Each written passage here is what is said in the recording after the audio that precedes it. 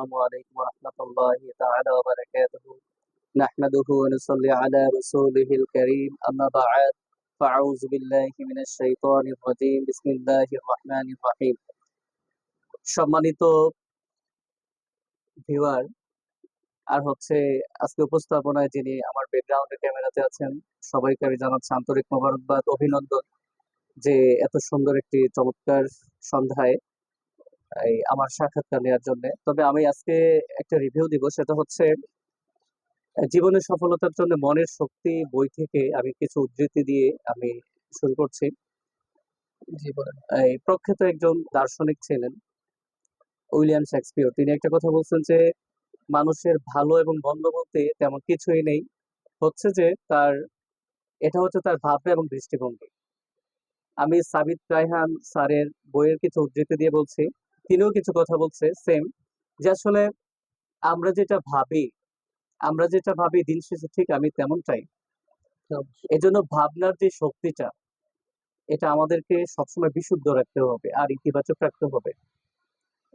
ইতিবাচক দৃষ্টিভঙ্গি হচ্ছে দু ধরনের, একটা হচ্ছে ইতিবাচক দৃষ্টিভঙ্গি আর একটা হচ্ছে নেতিবাচক দৃষ্টিভঙ্গি। মানে দৃষ্টিভঙ্গি হচ্ছে দু ধরনের, একটা হচ্ছে ইতিবাচক আর একটা হচ্ছে নেতিবাচক, একটা পজিটিভ আর একটা হচ্ছে নেগেটিভ।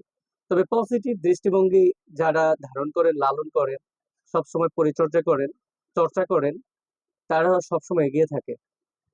এটা হচ্ছে তার ব্যক্তিগত, পারিবারিক, সামাজিক এবং রাষ্ট্রীয়ভাবে। এজন্য আমাদের দৃষ্টিভঙ্গিটা সবসময় পজিটিভ থাকা দরকার, আর আবেগকে সবসময় আমাদের নিয়ন্ত্রণ রাখা দরকার।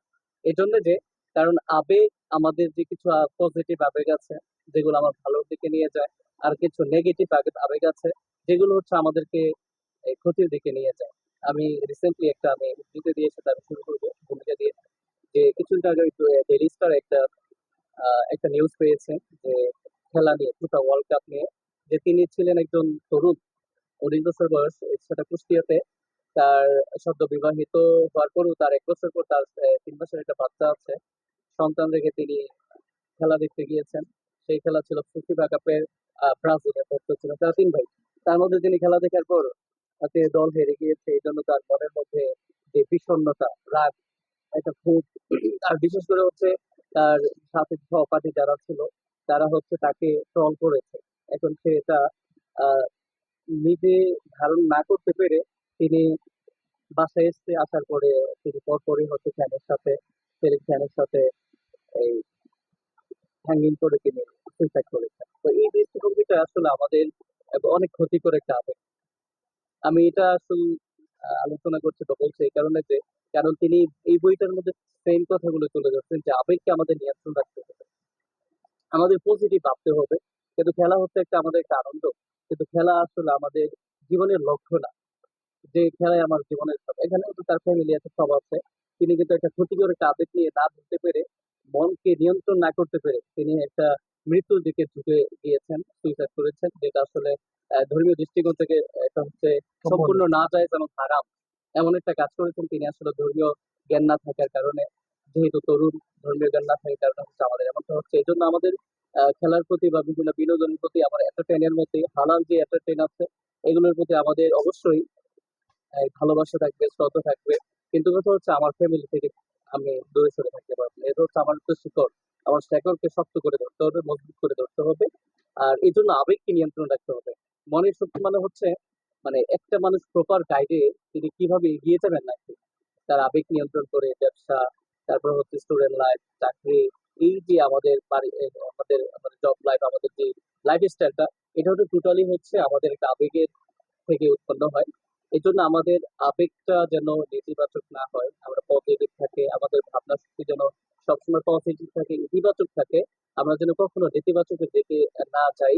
এই জন্য হচ্ছে আমার ছোট্ট একটা মেসেজ আমি আজকে আহ আমার হচ্ছে চ্যানেলের মাধ্যমে সবাইকে ছড়িয়ে দিচ্ছি যে আসলে আবেগকে নিয়ন্ত্রণ রাখতে হবে।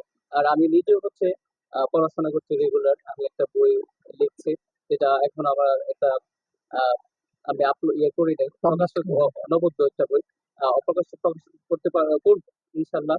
তো এটাতে আমার যে বইটা লেখা, এটা হচ্ছে সেম এরকম সাবিত রায়হান ভাইয়ের যে বইটা, সাবিত রায়হান স্যারের যে বই থেকে বসে জীবনের সফলতার জন্য মনের শক্তি, সেম এরকমটাই থাকে। তবে হচ্ছে আমারটা হচ্ছে ভাবনার শক্তি। এইখানে সেম আমি এই কথাগুলো লিখবো সেটা হচ্ছে যে মানুষের বিশ্বাস, আবেগ, দৃষ্টিভঙ্গি মানে কতটা সঠিক হওয়া দরকার, কতটা কার্যকর হওয়া দরকার, যেগুলোর মাধ্যমে হচ্ছে আমরা আমাদের নিজেকে নিয়ন্ত্রণ করতে পারি। আমি হচ্ছে উদ্ধৃতি দিচ্ছি এই জন্য যে কিছু রিসেন্টলি কিছু ঘটনা দেখে খুব আমি মর্মাহত হলাম যে একটা মানুষ পৃথিবীতে আসার পরে তিনি নিজের মতো করে একটা খেয়াল খুশির মতো করে তিনি চলে যাচ্ছেন। সেটা হচ্ছে একটা দলীয় একটা এই খেলার প্রতি ঝোঁক নিয়ে, এটা আসলে কখনোই ঠিক না। তো ধন্যবাদ আজকে আমার সংক্ষিপ্ত আমি একটা ফিগার দেওয়ার জন্য।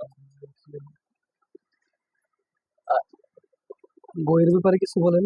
এখন হচ্ছে যে বইয়ের ব্যাপার হচ্ছে যে আমি তো প্রথম দিকেই আমি কিছু কন্টেন্ট জেনে নিয়েছি যে টোটালি হচ্ছে আমার এই যে কথাগুলো বলা হয়েছে সম্পূর্ণ হচ্ছে আমার বই থেকে উদ্ধৃতি নেওয়া। তবে এই বইটা হচ্ছে অত্যন্ত একটা চমৎকার একটা বই।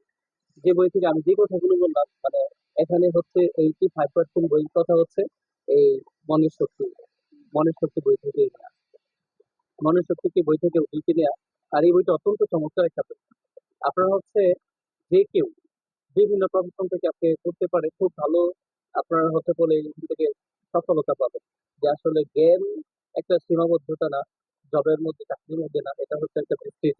আপনি যে কোনো বয়সে আপনি করতে পারেন। আর এটা হচ্ছে তিনি লিখেছেন খুব সুন্দর করে, আমি যেটা খুব ভালো লাগছে, এত ভালো লাগছে যে তিনি প্রত্যেকটার মধ্যে আমি একটু বলে আপনাদের দেখাই যে তিনি এই যে এখানে একটা কন্টেক্ট তুলেছেন যেভাবে কন্টেক্টটাকে যেভাবে মস্তিষ্ক পরিচালনা করতে হয় এখানে পুরোটা বইতে লিখছে। লিখার পরে আমি এরকম বই খুব কম পেয়েছি পড়ার মধ্যে। তারপর তিনি এটার একটা অনুশীলন রেখেছেন যে আপনি কি এটার মধ্যে কতটুকু ঝুঁকে গিয়েছেন, এটা থেকে কিভাবে বের হতে পারবেন। এরকম কিছু প্রশ্ন তিনি সাথে তুলে রেখেছেন, যেগুলো হচ্ছে একটা বই, অন্যরকম একটা বই। এটা একটা অনন্য একটা বই, যেটা অন্যান্য বইগুলোতে আমি এটা পাই। এটা একটা চমৎকার একটা লেখার ধরন। যারা রাইটার আছে তারা অবশ্যই এটা বুঝবেন। তো আজকে আমি সম্মানিত ভিউয়ারদেরকে আমি এতটুকুই জানাতে চাই। তো ইনশাল্লাহ সবাই ভালো থাকবেন, সুস্থ থাকবেন, আবার দেখা হবে ইনশাল্লাহ। আসসালামু আলাইকুম রহমতুল্লাহ।